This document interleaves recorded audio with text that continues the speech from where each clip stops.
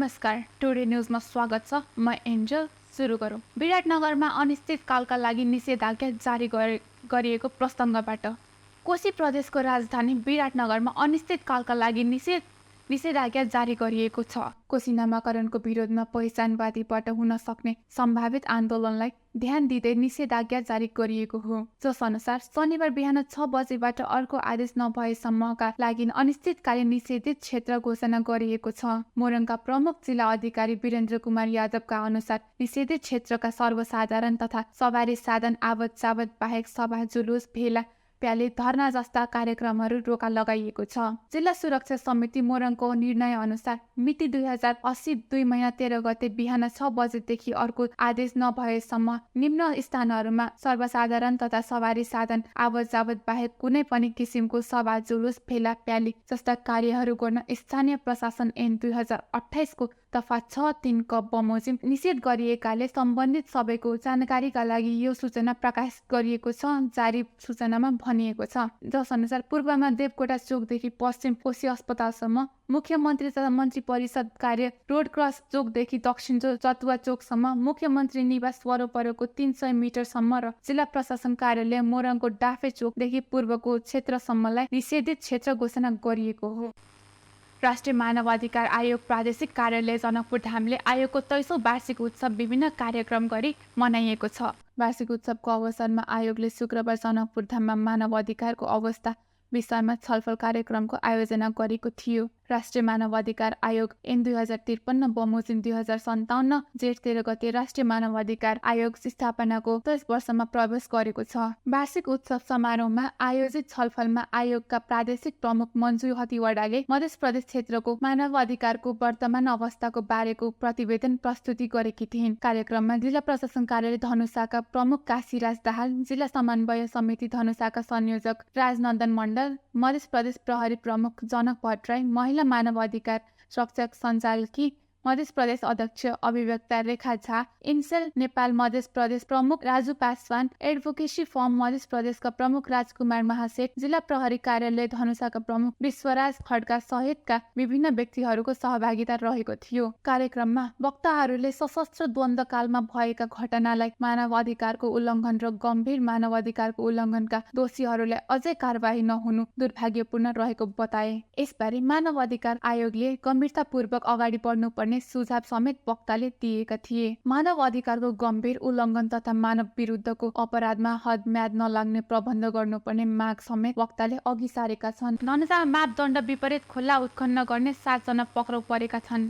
मिथिला नगरपालिकाका 5 श्रीपुर स्थित औरी खोलाबाट 7 जना पक्राउ परेको छ। मिथिला नगरपालिका 5 का 23 वर्षीय कृष्ण कुमार महतो, सोही ठाउँको इन्द्रजित यादव, 32 वर्षीय कृष्ण कुमार महतो, 38 वर्षीय श्रीलाल महतो, 44 वर्षीय राम बहादुर घिसिङ, 24 वर्षीय इन्द्रजित महतो र 35 वर्षीय रोहित महतोलाई पक्राउ गरेको धनुषा प्रहरीले जनाएको छ।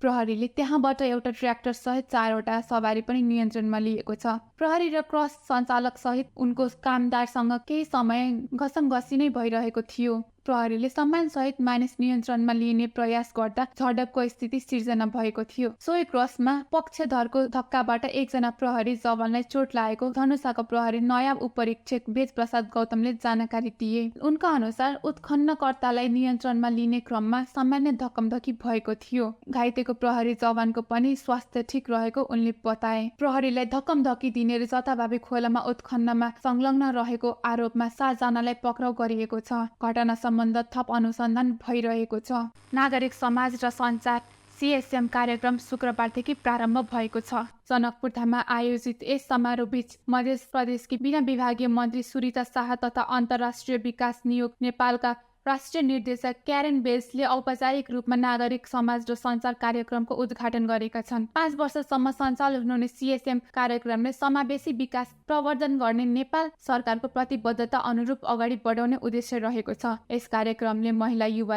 युवा र समाजकृत समुदायका लागि उनीहरूकै नेतृत्व सञ्चालित स्वतन्त्र नागरिक समाज र मिडियालाई सेवा पुग्ने समेत जानकारी दिएको छ। कार्यक्रममा मन्त्री शाहले संस्कृति विविधताले भरिएको मध्य प्रदेश, खास गरी ग्रामीण क्षेत्रमा सीमान्तकृत समुदाय र मिडियाको क्षमता अभिवृद्ध गर्नु नै चुनौतीपूर्ण रहेको बताइन्। सामाजिक रूपान्तरणको यात्रामा मध्य प्रदेश सरकार सदैव इमानदारीका साथ सहयोग गर्ने प्रतिबद्धता उनले व्यक्त गरिन्। विद्यालय प्रशासनको लापरवाहीले एक विद्यार्थीको मृत्यु भएको भन्दै शुक्रबार बिहानदेखि पीडित पक्षले राजविराज कुनौली सडक खण्ड अवरुद्ध गर्दै प्रदर्शन गरेका छन्। मृतकका आफन्त तथा आक्रोशित विद्यार्थीहरूले उचित क्षतिपूर्ति तथा लापरवाही गर्ने प्रिन्सिपल र शिक्षकमाथि कारबाहीको माग गर्दै आक्रामक ढङ्गले प्रदर्शन गरेका छन्। आक्रोशित विद्यार्थीहरूले बिहानदेखि चक्काजाम, नाराबाजी तथा विद्यालयमा ढुङ्गा मुढा सुरु गरेका थिए। राजविराज नगरपालिकाका वडा 5 सँग जोडिएको विष्णुपुर गाउँपालिका स्थित स्विट्स इन्टरनेसनल बोर्डिङ स्कुलमा कक्षा 10 मा अध्ययनरत 17 वर्षीय राजा भन्ने पेशलान यादवलाई बिहान 7 बजेतिर करेन्ट लागेको थियो। करेन्ट लागेर अचेत भएका यादवलाई तत्कालै उपचारका लागि स्थानीय छिन्नमस्ता अस्पताल ल्याएकोमा चिकित्सकले मृत घोषित गरेका थिए। मृतकका भाइ रोशनका अनुसार विद्यालय अगाडि रहेको महेन्द्र बिन्देश्वरी बहुमुखी क्याम्पसको खेल मैदानमा शुक्रबार विद्यालय प्रकाशनद्वारा आयोजना गरिएको अन्तरकक्ष क्रिकेट प्रतियोगिता सुरु गर्ने क्रममा साउन्ड सिस्टम बजाउनका लागि प्रिन्सिपल नरेश प्रताप शाहको उपस्थितिमा शिक्षक द्वय रूपेश शाह र सतपाल सोडीले बिजुलीको पोलमा दाजु पेशलानलाई हुकिङ गर्न लगाएका थिए। सोही क्रममा अचानक उनलाई करेन्ट लागेको थियो। प्रिन्सिपल शाहले भने साउन्ड सिस्टम बजाउनका लागि विद्युत हुकिङ गर्न विद्यार्थीले आफूले नभनेको तर शिक्षकको उपस्थितिमा भएको दुःखद घटनाले केही कमजोरी भन्ने भएको स्वीकार गरेका छन्। उनले यस घटनाको आन्तरिक स्तरबाट समेत छानबिन गर्ने बताएका छन्। पेशलानन्द पढाइका साथै क्रिकेट खेलमा पनि अव्वल थिए। उनको मृत्युले शोकमा डुबेका परिवारजनले शुक्रबार नै विद्यालयका प्रिन्सिपल र शिक्षक विरुद्ध कडा कारबाहीको माग गर्दै जिल्ला प्रहरी कार्यालय सप्तरीमा जाहेरी दिएका छन्। मृतकका बुवा लक्ष्मण प्रसाद यादवद्वारा बुझाइएको जाहेरीमा घटनाको सत्य तथ्य छानबिन, दोषीलाई ज्यान कसुर सम्बन्धी मुद्दामा कारबाही तथा पीडित परिवारले उचित क्षतिपूर्ण दिनुपर्ने माग गरेको छ। हस्त टुडे न्युज अहिलेको लागि यति नै। पुनः अर्को समाचार लिएर उपस्थित हुनेछौँ। हेर्दै गर्नुहोस् टिभी टुडे जनकपुर। नमस्कार।